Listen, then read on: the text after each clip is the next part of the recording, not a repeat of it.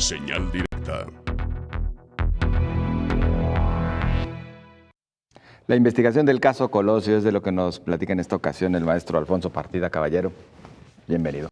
Muchas gracias. Y bueno, a 25 años del asesinato del candidato a presidente de la República, Luis Donaldo Colosio, regresa este tema a la palestra, y más con las serie de películas, etcétera, que han levantado ámpula y que en muchas ocasiones se alejan de la realidad jurídica o judicial o del proceso de investigación.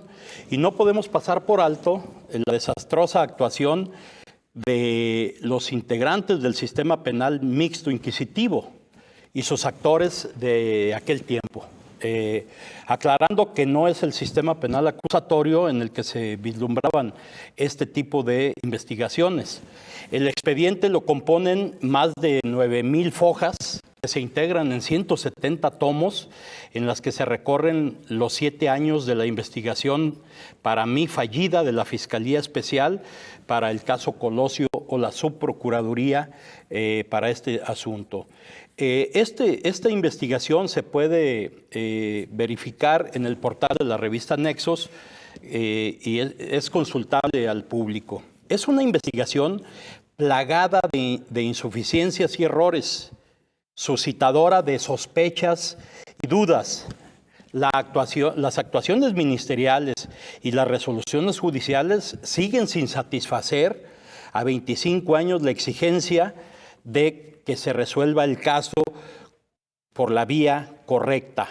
Esto tenemos que añadirle que la investigación contiene 17 dictámenes periciales, 10 análisis de fotos y videos, 2 diligencias de identidad, 58 declaraciones ministeriales, una entrevista y todo integrado en una averiguación previa. Aunque se sugieren 27 líneas de investigación, 27 líneas de investigación para un homicidio, es de locos, cuando tenemos 4 hipótesis muy visibles. La primera de ellas es la del asesino solitario. La segunda de ellas es el crimen político, la acción concertada y una tercera, la de suplantación de personas, una cuarta, perdón, de suplantación de personas, que es de lo que actualmente está causando un revuelo, porque los peritajes que se aplicaron son peritajes que no tienen una conclusión. Dice la PGR que la tuvieron, pero que ya al arbitrio de los especialistas, pues simple y sencillamente son una verdadera vacilada, ¿no? Entonces, hubo 4 fiscales y un procurador. El gobierno federal dio su conclusión final del magnicidio. Mario Aburto Martínez es el único responsable del asesinato, que a la postre es el menos creíble de todos.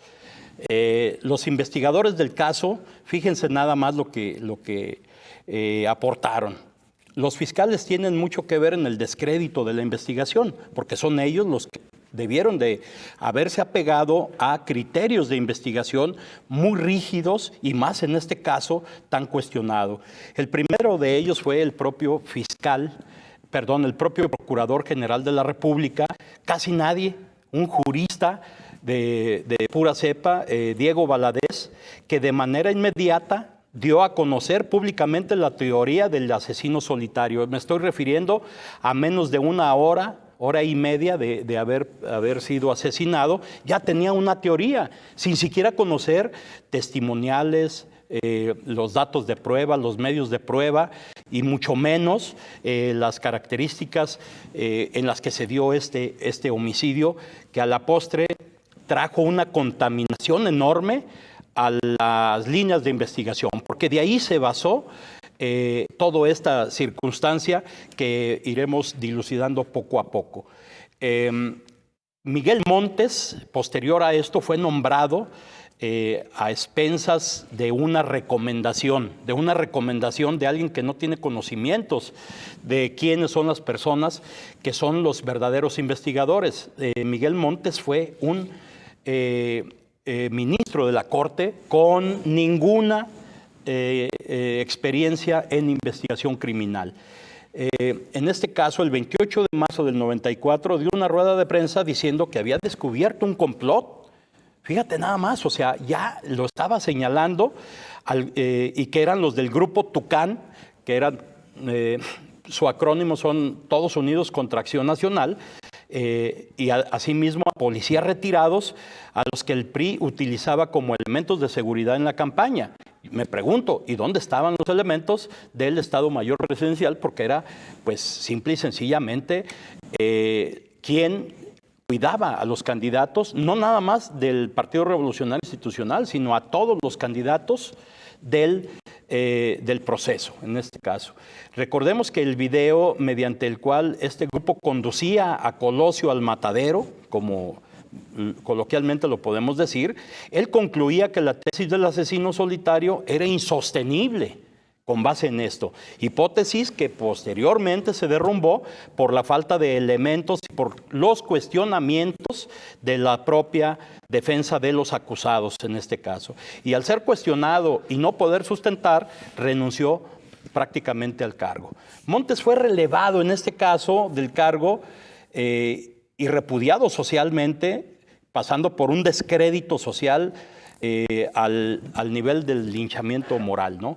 En su lugar se nombró a Claudia Islas González de Mariscal, que se dedicó a darle orden y coherencia al despapalle que existía en este desorden, ¿no? Pero no aportó nada nuevo, simplemente le dio la orden y realizó la consignación para tener una sentencia objetable, por supuesto, de 45 años. Después, cuando ya Ernesto Zedillo fue el presidente, nombró a un procurador panista, que era Antonio Lozano Gracia, que a su vez nombró a un verdadero y cuestionado investigador, marrullero, maniobrero, que fue Pablo Chapa Besanilla, que volvió a la anterior teoría del complot y tras inventar al segundo tirador y mandarlo detener, posteriormente de la misma manera se derrumbó esta teoría por no poder sustentar con argumentos fehacientes y tuvieron que soltar al supuesto segundo tirador, que era Otón Cortés, lo que volvió a caer en un preocupante descrédito de la institución que desgraciadamente nunca se logró enderezar. Ya lo dijimos, la hipótesis del asesino solitario fue por la que se le condenó y que fue la menos creíble socialmente. Dejando al lado la teoría del complot, que era la más aceptada socialmente, pero no era la que se hizo la investigación correcta. El 80% de los encuestados se iban por esta hipótesis. ¿Qué encontramos en el expediente?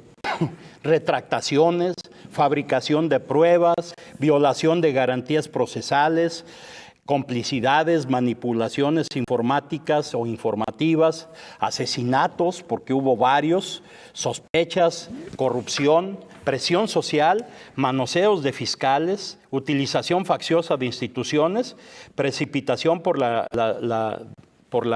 la información deliberada, pero estos elementos desafortunadamente son los que contribuyeron posteriormente a aumentar el mar de miserias de nuestro sistema penal mexicano. Personajes claves del caso Colosio, por supuesto Mario Aburto, Otón Cortés, los Mayoral Valenzuela, José Antonio Sánchez Venegas, un agente del CISEN, nada más ni nada menos, Manlio Fabio Beltrones, Carlos Salinas de Gortari, Manuel Camacho Solís, Antonio Lozano Gracia, que nos hizo mucha gracia, pero que trajo mucha desgracia. Entonces, Ernesto Zedillo, Alfonso Durazo, que a la postre es el actual secretario de Seguridad Pública y que no era otro que el secretario particular de Colosio.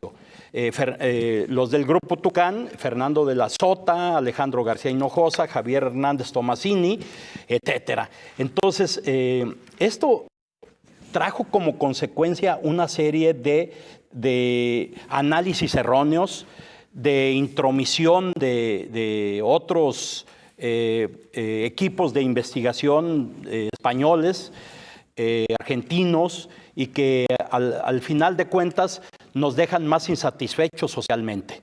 Y al igual que el magnicidio de John F. Kennedy, se quedarán, pues sí, con una sentencia, con un señalamiento, pero con un verdadero descrédito social para la sociedad mexicana. Hasta aquí mi comentario. Casos que nunca terminan resolviéndose. Así es. Sí, porque la contaminación por el alto contenido político que tienen, pues bueno, el presidente de la República, el candidato, los procuradores, los fiscales, que todos fueron designados de manera política, no por sus argumentos, sus aptitudes, su experiencia. Ninguno de ellos, salvo Chapa Besanilla, tenía la experiencia de haber hecho investigaciones, pero vean el angelito que nos mandaron a hacer esta investigación. Entonces, fue una situación maquiavélica para que no se llegara al fin del asunto, pero el problema es que ahí está un detenido, ¿no? Que ha sido pues prácticamente señalado como un verdadero enajenado, ¿no? Por parte de las autoridades, en este caso, ministeriales. Maestro, dos cosas. 25 años después, entonces, no se podrá saber la verdad de qué es lo que ocurrió. Porque mencionó algunos nombres que son clave. Claro. La mayoría sigue con vida y está en el ámbito político. Llamados a declarar. Ajá.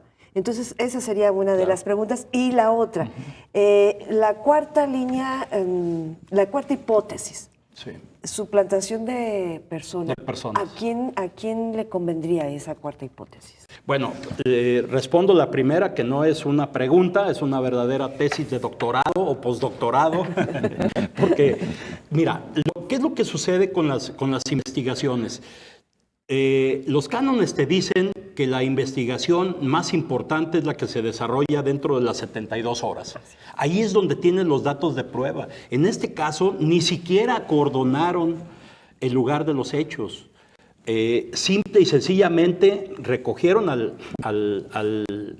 candidato, lo llevaron al hospital y todo el mundo se olvidó de hacer esto que ahora es el primer respondiente, que es la protección del lugar de los hechos, que es recabar los indicios o los datos de prueba, etcétera, etcétera. Porque ahí te van a dar los argumentos que posteriormente vas a hacer para la investigación correspondiente. Pero si te pierdes en todo esto y dejas tiempo para que el factor político haga lo suyo o el factor de manipulación, bueno, entonces ya empezaron a manipular prácticamente todas las pruebas.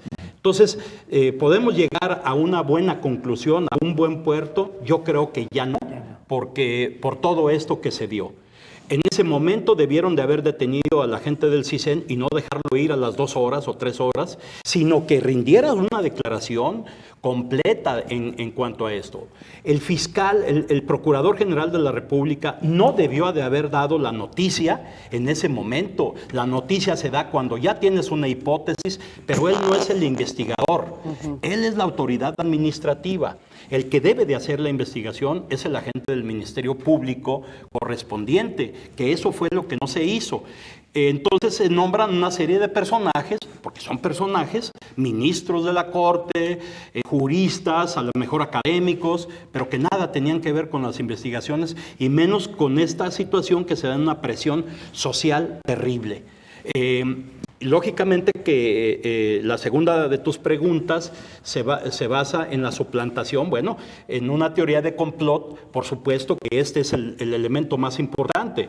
Sí, efectivamente, hay 3 personajes que se parecen bastante y que posteriormente se hacen una serie de peritajes. Allí también fue una de las grandes fallas, la cuestión pericial, porque simple y sencillamente te empalmaban la cara de una persona con otra y decían, no cabe porque esta es más grande, ¿no? Eso se dio con Garófalo hace muchos años, en las primeras teorías del crimen, en la teoría del delito, pero nada tiene que ver con esto, ¿no? No se hizo a fondo y se prestó para un manipuleo en los medios de comunicación social de una magnitud terrible que no podemos resolver en este momento a 25 años. Maestro Alfonso Partida, muchísimas gracias. Muchas gracias a ustedes. Muy amable. Continuamos con la información nacional e internacional después de la pausa.